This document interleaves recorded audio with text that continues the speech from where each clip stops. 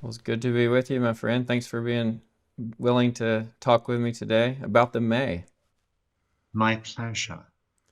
Everybody knows about May, but not everybody knows about the May. What is the May and how has it traditionally been celebrated in Britain? Traditionally, the May is a medieval English term for an assemblage of fresh flowers, blossoms, and foliage, indicating the season. And it's connected to May Day, which is the traditional date for English speakers that brings in the summer season. We started earlier here than people did in the States in the 20th century. And it's also connected to other customs like maypoles. Traditionally, Maying, that's getting in May, the flowers and the foliage, is associated with areas of a particular economy, and that is which survive mostly by sowing and reaping crops, as opposed to herding livestock. So in these areas, it's vegetation which is the underpinning of the economy for the entire community. And so celebrating the power of vegetation to grow and to give nourishment is natural. So there are basically three tiers to celebrating the May, which correspond to different levels of effort. The easiest is to go out in the early morning, round about sunrise, dawn. Usually it's the young people who do it, and you bring in flowers and foliage with which to decorate yourselves, your houses, your religious places like the church. One up from this is to create something more definitively called the May, which is a wooden framework which is hung with the gathered foliage, blossoms, and flowers to create a garland, a big one. And that's usually hung in some prominent place in the village or the parish after it's brought in. And then finally, the most elaborate stage is to bring in a maypole, a wooden pole which can be anything from a dozen to a couple of 100 feet tall, and to decorate it with the greenery and the flowers that have been brought in, and then dance round it. So you have here quite an elaborate multi-tier system of celebration, all homing in on the power of the soil to produce vegetation, which sustains as well as delighting the community. Did anyone stay out all night gathering the foliage? Yes, we have plenty of commentary, most of it disapproving, from Elizabethan churchmen in particular, about the propensity of the young people of the community to head out together on the night before May Day and return in the dawn bearing the foliage and the flowers for the community, having got up together in the interim in amorous activities that went well beyond bringing in foliage and flowers. There are frequent references, some disapproving, some flagrantly celebratory, to green gowns. Which means what a young woman's dress looks like after someone's lain rather heavily on top of her on wet grass, which leaves a stain.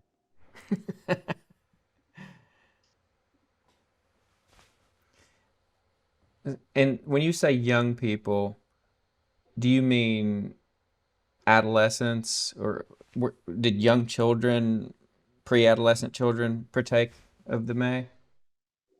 Pre-adolescent children feature much more commonly in 19th century Victorian renovations, revivals of Maying customs. Before that, it's the young people who are between maturity and marriage, farm hands, housemaids, the growing sons and daughters of farming families. and they haven't yet got to running a farm themselves or having families. Puberty happens quite a bit later in the medieval and early modern period than it does now.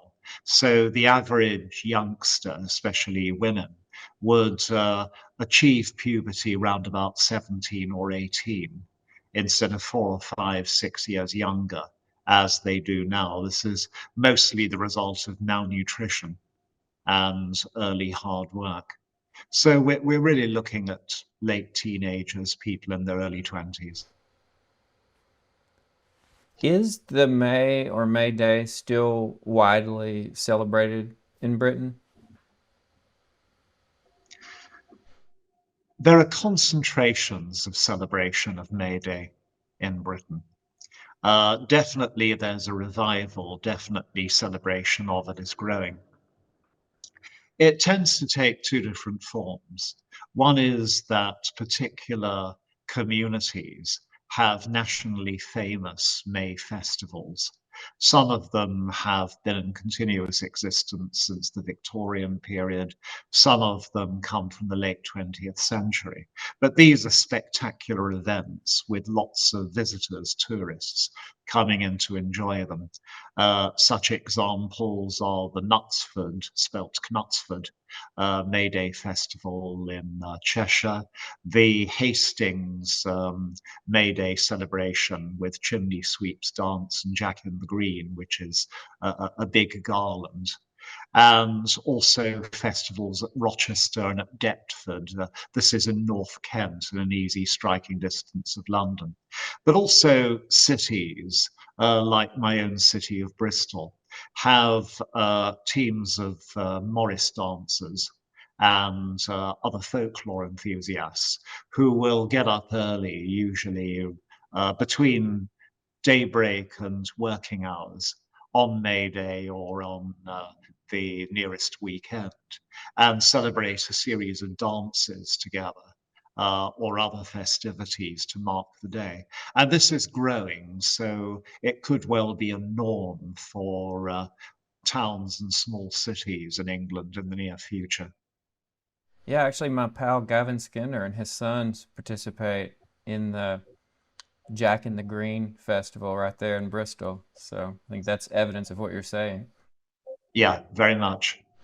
And I know, Ronald, that throughout your career, you've often been invited to participate in festivals of the ritual year in Britain, and you've often accepted those invitations.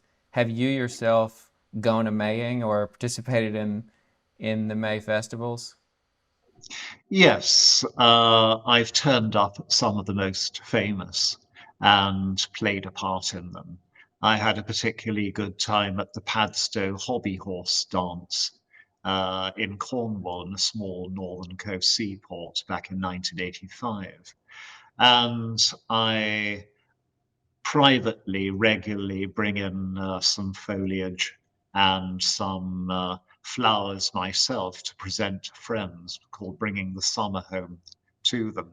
I went out with the Deptford Jack in the Green a few years ago, which is basically a pub crawl with plays and dances accompanying.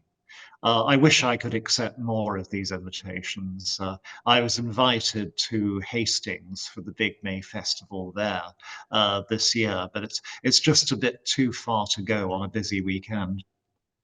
And when you go out to gather foliage and flowers privately, do you go out in the early morning before first light?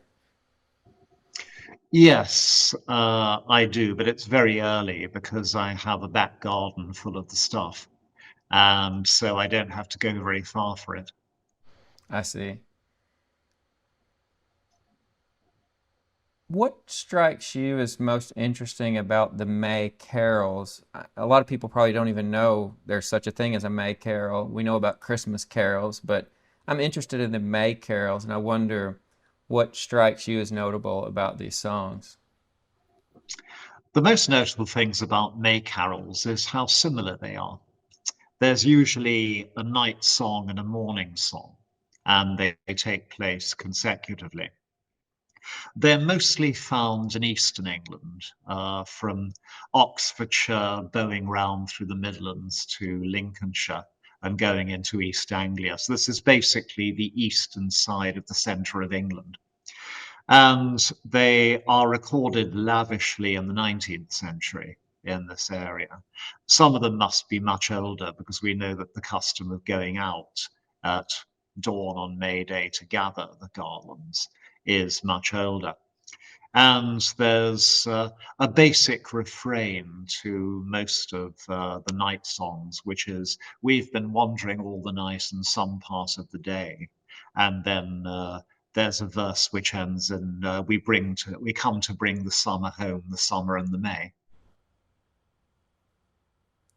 And so the mayors who have gone out and gathered the flowers of the greenery will come back and sing these carols to those whom they're presenting the greenery to. Yeah, we mustn't overlook the economic value of this custom, which is in common with many seasonal folk customs. The people who are doing this in the 19th century are the youngsters from the poor end of the village, or sometimes just the adults from the poor end of the village. And what they're doing is bringing a beautifully woven garland or set of them, either to display them to rich households at which they call, or to present them to the households, and they'll expect to be given food and drink and, in more recent times, money in exchange for this. So this is a classic money-raising, fun custom of the sort you find right round the year in rural England. One thing I've noticed in reading the lyrics of the carols and listening to recordings of them is that some of the carols will feature a verse that presents a very stark image of death, like when when you're dead and you're in your grave, um, you're covered in cold, cold clay, something like that. The worms, they will eat your flesh, good man, and your bones, they will waste away. What do you make of these stark presentation or stark descriptions or reminders of the imminent death of the addressee uh, of the song? I think it comes from two sources. The first is the widespread Christian association with new greenery and new foliage and rising flowers, and the transitoriness of life. There is, after all, a verse in the Book of Common Prayer of the funeral service in England, as established since the Protestant Reformation, which reminds those attending a funeral, and everybody would have attended a funeral from quite a young age because of rampant mortality, of the fact that the life of a human being is like a flower, sprout up and then cut down, usually in its prime. But also, there's a traditional May theme, which you find, for example, parodied beautifully in the 17th century poetry of the clergyman and poet Robert Herrick, that May Day should be about all the good things, the good times. It's the beginning of summer. It celebrates the sheer beauty of the countryside at this time. It's about dancing and singing and probably some form of lovemaking as well. But all this is contrasted with the other component of being alive and being human, which is suffering, disease, and death. So these things highlight the vividness of the pleasures of the coming of summer. I see. And what is the relationship, if any, between fall festivals like All Hallows Eve, Punky Night, Samhain, and the May or Bealtaine? Oh, they're the polar opposite, because one of them brings in the most dreaded of all the seasons, which is winter, which at the very best is going to be muddy, cold, gloomy, dark, and claustrophobic, and possibly verminous if there are too many people packed into the same house. and the coming of summer, which traditionally introduces freedom, plenty, warmth, adventure, and promise. But there's something very safe about winter because armies are in winter quarters and the shortage of daylight, dry roads, low rivers and calm seas and work means that even robbers don't tend to be out very much. And people are not going to attack your community. And the summer is the time of openness and opportunity and comfort, but also physical danger. It's the military campaigning season with long daylight, dry roads, thick vegetation, and warm temperatures. It's the peak season for highway robbery, for burglary in general, and for communities to be vulnerable to invasion and attack. So there is this dual aspect to each festival at opposite times of the year. I see. And isn't there some old lore about how the veil between the workaday world and the world of the fairies is thinnest at basically Halloween and the May? Absolutely. In medieval Irish and Welsh, that's Celtic literatures, these are the two hinge points of the year, where because they're on hinges, they're liminal spaces, and it's where the supernatural and the superhuman can collide and interact with the human most obviously. It was May Eve, the last night of April, that was the creepiest time in Wales, and November Eve's Halloween, Samhain, which was the creepiest time in Ireland. But they're both pretty dangerous. The fairy season, when fairies are abroad and interfering with humans, starts at May Day or May Eve, and it finishes at Halloween. Yeah, that reminds me. I just have this book here on my desk because I've been reading it this week. It's T. Gwyn Jones's Welsh Folklore and Folk Custom. This press, Cockatrice Books, I'm really thankful for. They've been putting out a lot of great books of Welsh literature, Welsh folklore. Yeah, that's a classic, that one. Yeah, I've enjoyed it very much. And there's there's this story. I'll read a bit of it just to demonstrate for our readers exactly the kind of thing you were just talking about. How May Eve is creepy, and it was creepy in medieval Wales, and not just medieval Wales. Here we have something happening much later. It says Dr. Edward Williams, a well-known divine of the 18th century, gives an account of which he says, "I'm forced to class it among my unknowables. It happened in 1757 when Williams was about 7 years old. He, with other children, playing in a field, saw at less than 100 yards distance about 7 or 8 couples of diminutive beings dressed in red, their heads tied with kerchiefs of a reddish color, sprigged or spotted with yellow, and white kerchiefs in their hands, held loose by the ends. One of the little beings made towards the children, who fled, and the witness, the youngest of the group, was the last to go over a stile, assisted by a sister."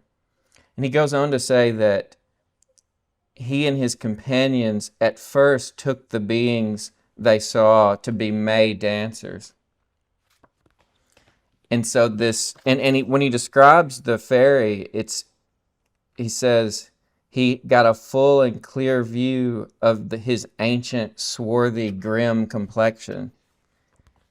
And I wondered whether you could think of any images or stories from your reading or just from talking to people that really bring home this sense of the eeriness within the cheeriness of the May, maybe in Wales in particular.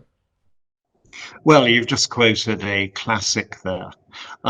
For anybody who feared or was fascinated by things that go bump in the night, in Wales, May Eve was one of the three Ysbryd Nos of the year. That's the ghost nights. when creepy things were abroad. The three were May Eve, Midsummer's Eve, and Halloween, Nos Galan in Welsh. And they're all three equally thrilling and equally dangerous. And you find this embedded in Welsh tradition going way back. It's there in the early 12th century in the three branches of the Mabinogi when it's on May Eve, that a phantom hand reaches into stables and human bedchambers to steal newborn babies and colts. I've noticed that in the Mabinogi. Yeah, it seems to be very old in Welsh tradition. Do you think, Ronald, that to this day there's a felt sense in Britain of that creepiness of May Eve? Not really. We've lost our fear of the natural and supernatural world considerably. And it's all got concentrated now on Halloween. And that's largely because of the USA, because large scale Irish emigration to America in the 19th century took over the Irish fear of and fascination with Samhain, Halloween. And then that got developed into a large commercial festival in general American culture in the 20th century and exported to Britain. So, all this sense of the shiver when night falls, and the idea this is a special night on which things are going to crawl out from beneath paving stones and emerge from graves, is now put into one festival of the year instead of being spread over at least three. I last year really wanted to get in touch with that eeriness and creepiness of May Eve. I wanted to understand it. And I had just read a book by Nick Mayhew Smith called The Naked Hermit, in which he tells about undertaking the rituals he had only read about of Celtic Christians and pre Christian Celts, and how he learned so much from actually going out and doing that he never could have learned any other way. And so I decided to go a Maying, and I went out all night in the woods gathering greenery and flowers. And I did learn some things. For one thing, the just the experience of being out there all night is kind of creepy. And because you're sleep deprived, things get a little trippy. You start hallucinating. You're out there all night. And so I got a sense just from doing it what that felt like. And I also listened to a bunch of recent interpretations, musical interpretations of the May carols by British musicians and singers. And I found that many of them feature minor chords prominently. They have this kind of eeriness to them in the interpretation. So I'm learning a little bit as I go just by following your lead, really, and going out and doing the thing. That's one thing I've admired about your scholarship. That's very kind of you. I've always been a hands-on historian. I've got involved in experiencing as much as possible everything I write about, going out with historical reenactment groups when writing about the English Civil War, and partaking of seasonal customs when writing about those, and visiting and working with modern pagans when writing about those. Something about being out all night at May Eve, which is also very apparent in Britain, is it's cold. You can still even get frosts at this time of year. In fact, in the daytime, the temperature at the beginning of spring, that's 1st of February, the beginning of summer, that's 1st of May, and the beginning of winter, that's 1st of November, is usually round about the same. It is cold. The only one that stands out for being warm and easy is the beginning of autumn, which is the 1st of August. You know, in the American South, where I've lived almost all of my life, there's something called blackberry winter, which is really a twist on the May because it's supposed to happen in late April, early May, and it's a cold snap, and it's supposed to line up with the blooming of the blackberry brambles. And very often we do get a cold snap right about May Day. And last year when I was out Maying, it was downright chilly, even here in Texas where I now live. So I can relate to what you're saying, although I know it's cooler there in Britain, but when we get that blackberry winter, you can still feel that chill in the air. Yep. You know, one thing I was thinking about, maybe this is a stretch, but I was thinking about how in the tradition of souling or punky night or the American Halloween, you have children showing up at people's homes and reminding them in one way, shape, or form of death. And with with May morning, you have young people showing up at people's homes and reminding them of death, especially if they sing those verses about the cold, cold clay and so forth. Is there anything to that parallel?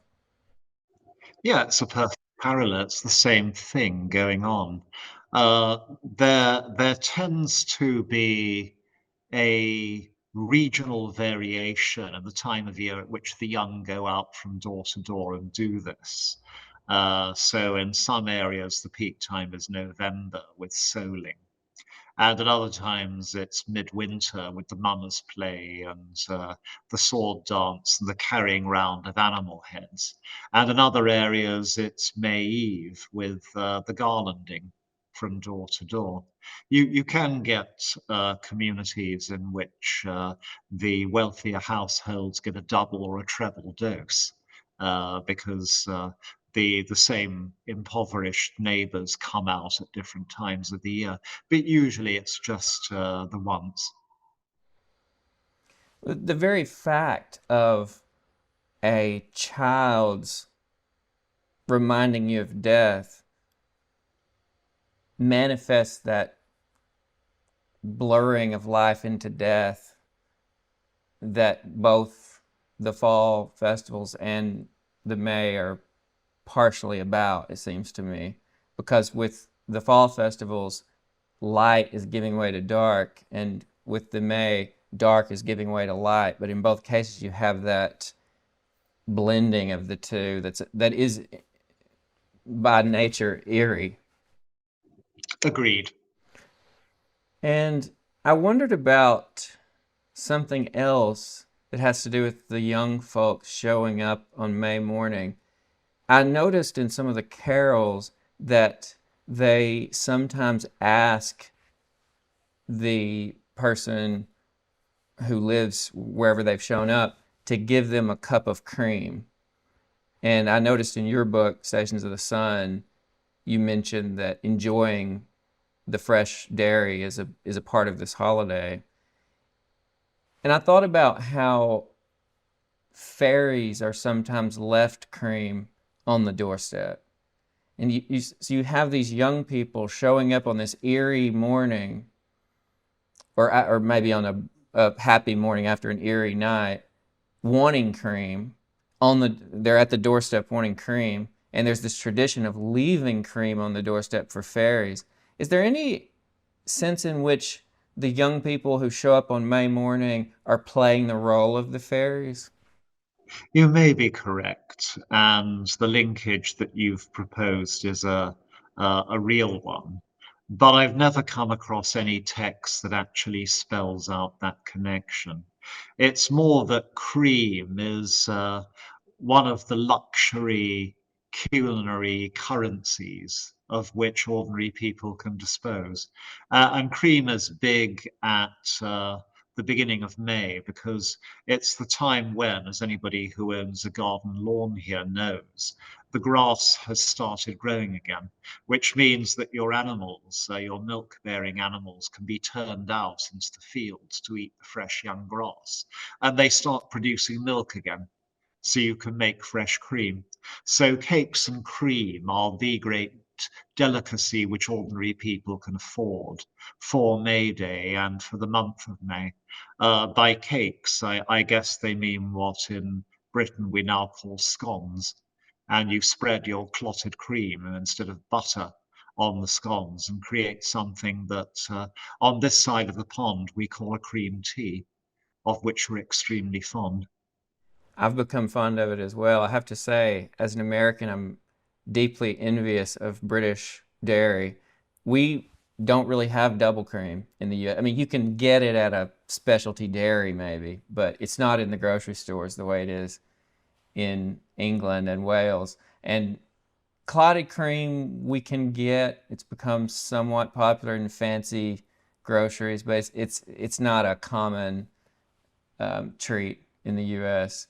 So I'm wondering, Ronald, are you a cream and then jam on top person or a jam with cream on top person? Yeah, this has only become an issue since the 1990s, and an entire modern mythology has been invented about it. I am indifferent to it as a point of principle. I myself enjoy putting the cream on first because it spreads like butter, to which, of course, it's closely related. And then you can put the jam on as you would on top of butter. I admit to being grossly self-indulgent, as I have a tight waistline even at my time of the year, of age. I've remained relatively slim.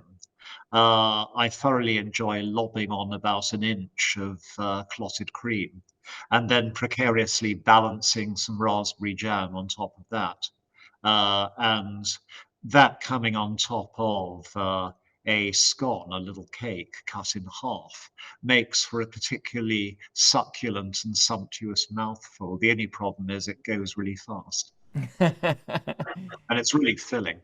Amen. I love that stuff. And if I made a habit of that, I would not keep my slim figure. I've discovered the delights of the Eton mess in Wales when I made a trip there a year or so ago. So the next time I come to the UK, I'm going to be looking for a really a 5-star Eton mess. They're hard to find. You might have to make them yourself. Well, I found that the one at the Blueberry Hotel in Pontypridd, Wales, is excellent. So if anybody lives close to Pontypridd, I highly recommend the one at the Blueberry Hotel. In that case, I might make a detour up the Taff Valley just for that reason. I The have Blueberry Hotel. Blueberry Hotel, that's memorable. I will not be in that part of the UK without making a stop there. I'll tell you that much. And they also have a really good leeks and chicken puff pie, so it's worth a trip. So Okay, that's a full lunch. That's a sale. Is this in the town centre? it's close, I would say so. And it's this kind of hotel restaurant. Great. Yeah, I think it's fair to say it's in the town center. And so if you do go, let me know what you thought. Yeah. Um, so I wonder whether you have any suggestions for people today who might want to celebrate the May. Well, the great thing about the three tiers of celebration is that they can fit different sizes and engagements of communities. It's perfectly in order for people as private individuals to go out of a morning to a place where they can legitimately gather flowers and greenery and weave a garland of them or a crown and present this to their partner, marital, teenage, romantic, old friend, whatever. And people could make a garland as a focus for a community event at that time of year, or a party or a garden event. And then finally, for communities that want to go the whole hog, whatever, however you would define a community, getting a maypole from a builder's spa and decorating it with the foliage and flowers, if you want to be modern, the coloured ribbons that were taken up in the Victorian period and dancing round it is an excellent focus for event. Music of choice, a level area which is green, garden, park, community field, and have a party. It's a wonderful focus, which is why it's been kept up for hundreds of years. Yeah, a former student of mine is throwing a May Eve party this week, so that should be fun. Great. Ronald, what in your mind is the value of marking the seasons by celebrating these sometimes forgotten holidays like the May? Well, for a start, they reconnect us to the land and to our past at a time when modernization has largely cut us off from both. And second, at a time when community is also under strain because of job mobility, home ownership mobility, widening opportunities, and often pressure to keep changing occupation, changing location. These activities rebuild communities because people can slot straight into them when they find that such things are going on, meet other people, and feel connected to each other's as part of a living, developing social organism. Also, they're just fun. Yeah, I think there's a real craving for it. I started celebrating Punky Night just with my girlfriend a couple of years ago, and she and I happened to mention it in the presence of friends. And then before I knew it, several friends were asking me, could we join y'all next year? And my Punky Night celebration is growing. It's, That is splendid to hear, and you have a very fine partner, sir. yeah, Amelia's great. Well, Ronald, I don't want to keep you over long. I certainly appreciate your time today. Thank you so much for sharing with me and our listeners your knowledge and wisdom. Marvelous. Just come over and get together with Anna and me and Amelia one more time. We'll do it. We'll take you up on that. Great. Thank you, Ronald. Have a great day. And the same to you. Bye. Bye for now.